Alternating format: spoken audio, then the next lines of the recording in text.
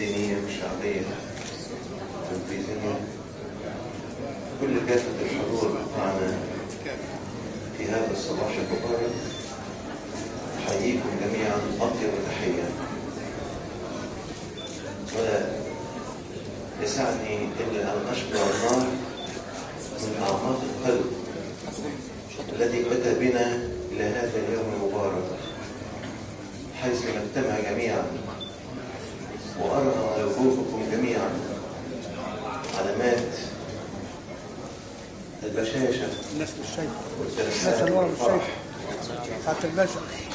كلنا مع بداية هذا العام الجديد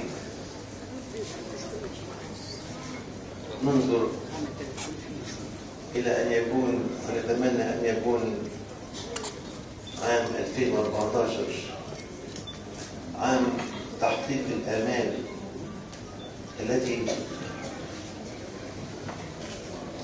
نسعى كلنا إليها. فلنا أمنيات كثيرة في هذا العام، ولا ننسى أبدا الدماء التي سفكت على أرض هذا الوطن من أجل أن يتحقق الرخاء والديمقراطية والحرية والسعادة،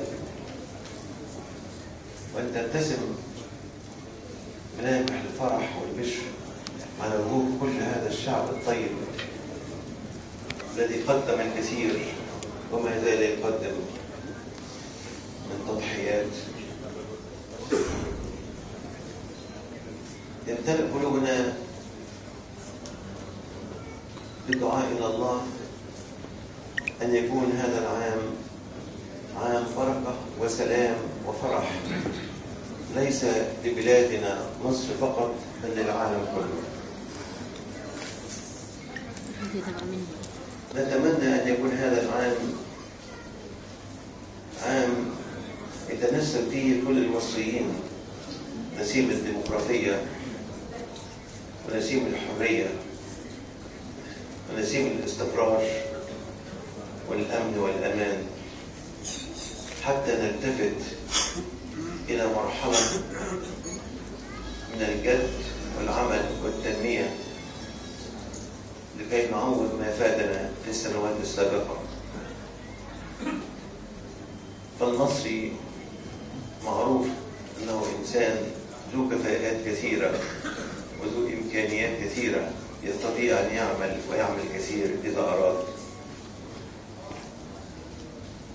لقد تهللت الملائكة بميلاد السيد المسيح وقالت: المجد لله في الأعالي وعلى الأرض السلام وبالناس المسرة.